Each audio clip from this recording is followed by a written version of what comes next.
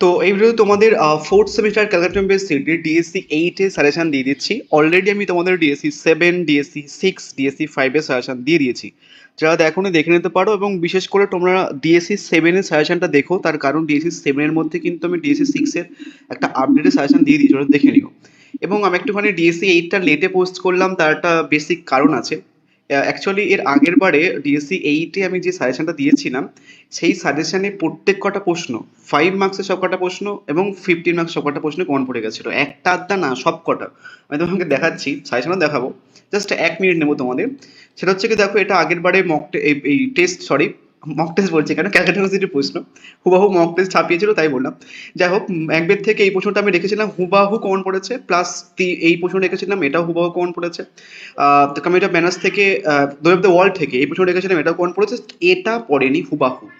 Importance of being earnest থেকে এটা প্রশ্ন কমন পড়েছিল, অরের যে প্রশ্ন দিয়েছিল এটাও কমন পড়েছিল। লুক ব্যাক ইন অ্যাঙ্গারটা মক টেস্টে ফার্স্ট রেখেছিলাম, ফার্স্টে যে দুটো প্রশ্ন রেখেছিলাম লুক ব্যাক ইন অ্যাঙ্গার থেকে, সেই দুটোই দিয়েছিল ক্যালকাটা ইউনিভার্সিটি, এটা প্লাস এটা। আনফর্চুনেটলি আমি লুক ব্যাক ইন অ্যাঙ্গার থেকে জিমিটা ফার্স্ট রেখেছিলাম, সিম্বলিজমটা সেকেন্ডে রেখেছিলাম, সিইউ ফার্স্টে এবং সেকেন্ড রেখেছে। শুধু 15 মার্কস বলেই নয়, 5 মার্কস ম্যাকবেথ থেকে Macduff, the way of the world থেকে Mirabell, the way of the world থেকে লেডি উইসপোর্ট, দেন তারপর হচ্ছে ইম্পর্টেন্স অফ বিং আর্নেস্ট থেকে হচ্ছে কি জন, লুক ব্যাক এর নাগাদ থেকে এন্ডিং, সব সব কটা প্রশ্ন কমন পড়ে গেছিল। জাস্ট আমার মাথা হ্যাং করছিল যে কোন প্রশ্নটা এবার দেবো। তো যাই হোক, আমি তোমাদের এবার ডিএসসি 8টা একটুখানি সাজিয়েছি এবং কতগুলো ট্রিক্স বলে দেবো, যাতে তোমাদের একটুখানি কম পড়তে হয়, আদারওয়াইজ কিন্তু অনেক বড় একটা সিলেবাস, অনেকগুলো প্রশ্ন পড়তে হবে। বাট তার আগে তোমাদের একটুখানি সুবিধার জন্য একটুখানি প্রশ্ন দেখে দিই। দেখো, এটা আগের বারে সাজেশন কিন্তু এর বারে না। ম্যাকবেথ থেকে এই প্রশ্নটা একদম হুবাহু দিয়েছিল, তারপরে ম্যাকবেথের 3-এর দাগের প্রশ্নটা সুপারন্যাচারাল হুবাহু দিয়েছিল। তারপরে বাদ বাকি প্রশ্ন দেখে নিতে পারো আগের বারের প্রশ্নটা। এই প্রশ্নগুলোই দেবো তোমাদের এবারে, যেগুলো পড়েনি। 5 মার্কস হচ্ছে কি ম্যাকডাফ রেখেছিলাম, সেটা কমন পড়ে গেছিল। দুই অফ দ্য ওয়ার্ল্ড থেকে দেখো কমেডি অফ ম্যানার্স দিয়েছিলাম, ফার্স্ট প্রশ্ন কমন পড়ে গেছে। আর একটা প্রশ্ন ওটা ঘুরে ফিরে দিয়েছিল, ওই কমেডি অফ ম্যানার্স রিলেটেড বা সোসাইটি রিলেটেড। যাই হোক, নেক্সট আসছে হচ্ছে কি the importance of being earnest. দেখো, ইম্পর্টেন্স অফ বিং আর্নেস্ট থেকে ভিক্টোরিয়ান সোসাইটি ফার্স্ট প্রশ্ন ছিল আমার, ফার্স্ট প্রশ্ন সিওর ছিল। নেক্সট টাইলারটা সেকেন্ড ছিল, আমি একসাথে রেখেছিলাম, সরি। নেক্সট তারপরে আসছে হচ্ছে কি তোমাদের look back in anger. Look back in anger থেকে জিমি রেখেছিলাম ফার্স্ট, তারপর হচ্ছে কি সিম্বা রেখেছিলাম সেকেন্ড। 5 মার্কসের জন্য এন্ডিং রেখেছিলাম, মক টেস্টার দেখবে বেসিক্যালি 5 মার্কস রেখেছিলাম। তো যাই হোক, এবারে কোন কোন প্রশ্নগুলো পড়বে একটু দেখে নাও, এবং তোমাদের কিছু কিছু ট্রিক্স বলবো, ভালো করে মাথায় রেখে সেই দুটো ট্রিক্স একটুখানি মনে রাখবে, গুলাবে না কিন্তু। তার কারণ আমি মোস্ট ইম্পর্টেন্ট প্রশ্নের সাথে সাথে ট্রিক্স তো বলবো, তো মোস্ট ইম্পর্টেন্ট প্রশ্নের সাথে কিন্তু ট্রিক্স জোড়াবে না, ঠিক আছে? প্রথমে ম্যাকবেথ থেকে দেখে নাও কোন প্রশ্নগুলো পড়বে। ম্যাকবেথে এবারে সব থেকে বেশি ইম্পর্টেন্ট প্রশ্ন হচ্ছে কি লেডি ম্যাকবেথ। তার কারণ এর আগের বারে আমি ফার্স্ট যে 3টে প্রশ্ন রেখেছিলাম ম্যাকবেথ থেকে, প্রথমেরটা পড়েছে, থার্ডেরটা পড়েছে, সেকেন্ডেরটা পড়েনি, তাই এবারের জন্য ম্যাকবেথের থেকে লেডি ম্যাকবেথের ক্যারেক্টারটা বিশাল ইম্পর্টেন্ট। এবার একটা জিনিস ক্লিয়ার করে দিই, যদি লেডি ম্যাকবেথের ক্যারেক্টারটা করে নাও, তাহলে স্লিপ ওয়াকিংসের সিনটা সেপারেটলি করার দরকার নেই। এবং লেডি ম্যাকবেথের ক্যারেক্টারটা আর একভাবে কীভাবে ঘুরে আসতে পারে দেখে নাও, তার কারণ এর আগের বারে দেখেছো একটা প্রশ্ন ঘুরে এসেছিল, ম্যাকবেথের ক্যারেক্টারটা হুবাহু সাজেশনের মধ্যেই ছিল। কীভাবে ঘুরে আসতে পারে, how far is lady Macbeth instrumental in bringing about the tragic end of Macbeth, justify your answer. এটা বিশাল বিশাল ইম্পর্টেন্ট এবারের জন্য। নেক্সট মোস্ট ইম্পর্টেন্ট প্রশ্ন হচ্ছে আরেকটা সিন, সেটা কি পটার সিন, এবং পটার সিনটা করে নিলে তোমাদের ড্রামাটিক আইডিয়াটা হয়ে যাবে। ম্যাকবেথ থেকে এবারের জন্য এই দুটো প্রশ্ন কিন্তু বিশাল বিশাল ইম্পর্টেন্ট প্রশ্ন। আমি আরও দুটো প্রশ্ন রেখেছি, এই দুটো প্রশ্ন বলার পর আমি ট্রিক্সটা বলবো। 3 নম্বর প্রশ্নটা কি, সেটা হচ্ছে কি ব্যাঙ্কোয়েট সিন। ব্যাঙ্কোয়েট সিনটা করলে ব্যাঙ্কোয়েটের ক্যারেক্টারটা হয়ে যাবে, সেপারেটলি করার দরকার নেই। এবং এই প্রশ্নটা কেমনভাবে ঘুরে আসতে পারে জাস্ট দেখে রাখবে, তার কারণ যা প্রশ্ন রেখেছি আমি হুবাহু তোলে প্রশ্ন ক্যালকুলেশন প্রত্যেকবারে, ঠিক আছে? এটা বলছি না। নেক্সট হচ্ছে কি 4 নম্বর প্রশ্ন ম্যাকডাফ।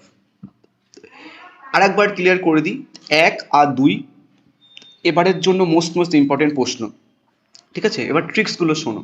ম্যাকবেথ থেকে বেসিক্যালি 3 ধরনের প্রশ্ন হয়। এক ধরনের প্রশ্ন সেটা হচ্ছে কি যে ক্যারেক্টার বেসড, আর এক ধরনের প্রশ্ন সেটা হচ্ছে কি থিম বেসড, আর এক ধরনের প্রশ্ন সেটা হচ্ছে কি সিন বেসড, সিন বেসড।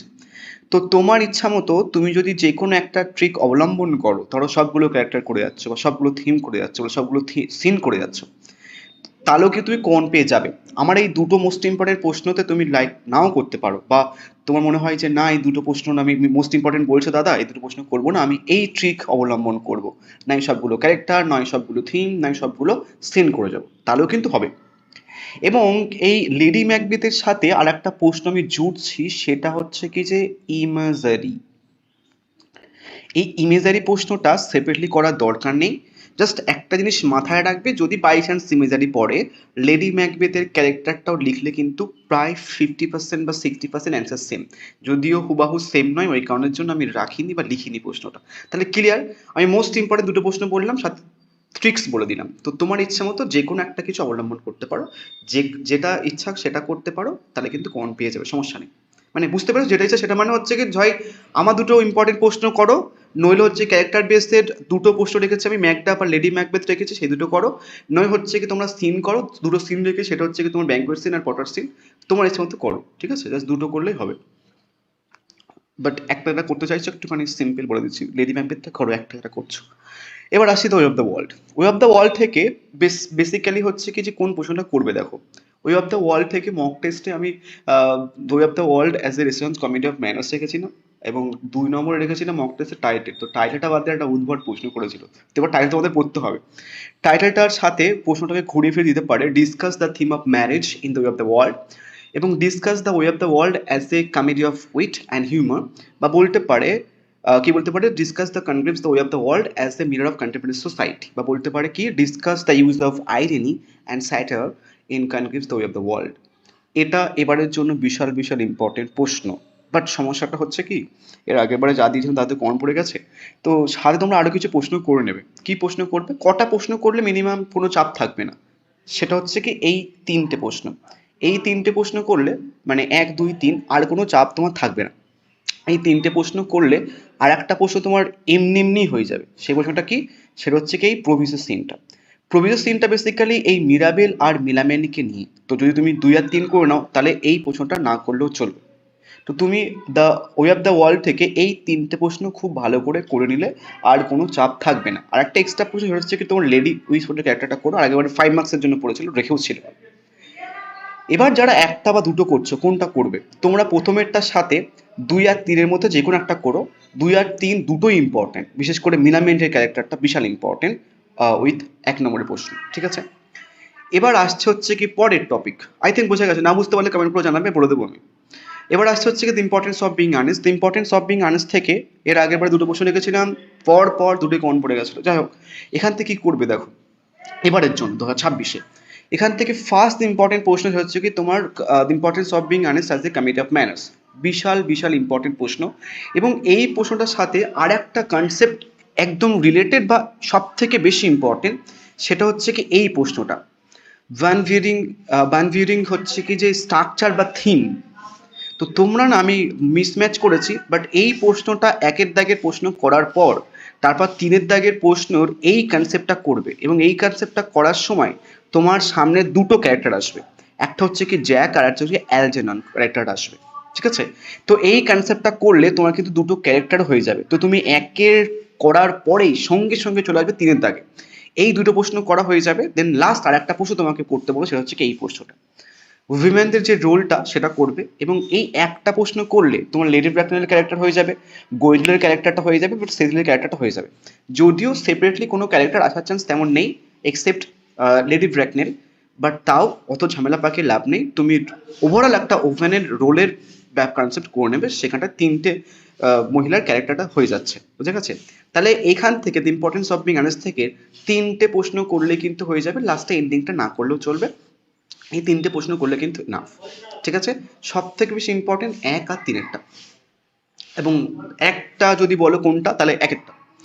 এবার আসছে হচ্ছে কি যে সব থেকে ঝামেলার পার্ট, সেটা হচ্ছে কি লুক ব্যাক ইন অ্যাঙ্গার। তার কারণ এর আগের বারে আমি একদম দুটো প্রশ্ন রেখেছিলাম, পর পর তোমাকে দেখাচ্ছে, আমার জাস্ট লাগছিল, মানে এত খারাপ মানে ভালো লাগছিল খুব তখন, বাট আমার এখন সাজেশন বানাতে থেকে অবস্থা খারাপ হয়ে যাচ্ছে। দেখো জিমি রেখেছিলাম, সিম্বল রেখেছিলাম, পড়ে গেছে কমন। কোথায় প্রশ্নটা, ঘোরার ডিম, আরে খুঁজে পাচ্ছি না কেন, দেখো একদম পুরো এই যে জিমি রেখেছিলাম আর সিম্বল কমন পড়ে গেছে।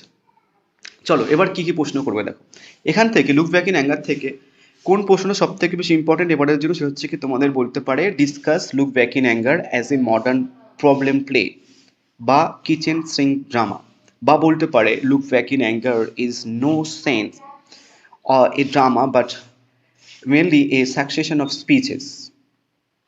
Next, support your view with close reference to text, বা বলতে পারে comment on the look back in anger as a reflection of the post or generations of Britain, বা বলতে পারে discuss the class conflict social criticism and look back in anger, বা বলতে পারে social media of post over Britain as reflected in look back in anger. এটা এবারের জন্য important, but অতটা ইম্পর্টেন্ট নয় যতটা আগের বারের প্রশ্নগুলোর মতো ছিল, বাট এটা সব থেকে বেশি ইম্পর্টেন্ট এবারের জন্য। নেক্সট মোস্ট ইম্পর্টেন্ট প্রশ্ন হচ্ছে কি যে এই প্রশ্নটা, সেটা হচ্ছে কি Jimmy relationship with different women, বা বলতে পারে তোমাদের অ্যালিসন এবং হেলেনার ক্যারেক্টারটা দিয়ে, বা বলতে পারে রোল অফ উইমেন। এবং আরেকটা প্রশ্ন এখানটায় বলছি, সেটা হচ্ছে কি অ্যালিসনের ক্যারেক্টার, অ্যালিসনের ক্যারেক্টারটা কিন্তু সেভে দিতে পারে। এবার লুক ব্যাক ইন অ্যাঙ্গারে তুমি যদি দেখো তাহলে দুটোই হচ্ছে কি যে ক্যারেক্টার আছে, মানে উইমেনের বলতে, তো এই দুটো ক্যারেক্টারের সেপারেটলি করা দরকার নেই, তুমি একটা ওভারঅল করে নেবে তাহলে কিন্তু হয়ে যাবে। এই দুটো করার পরে আর একটা প্রশ্ন করতে বলবো, সেটা হচ্ছে কি যে এই প্রশ্নটা রোল অফ ক্লে।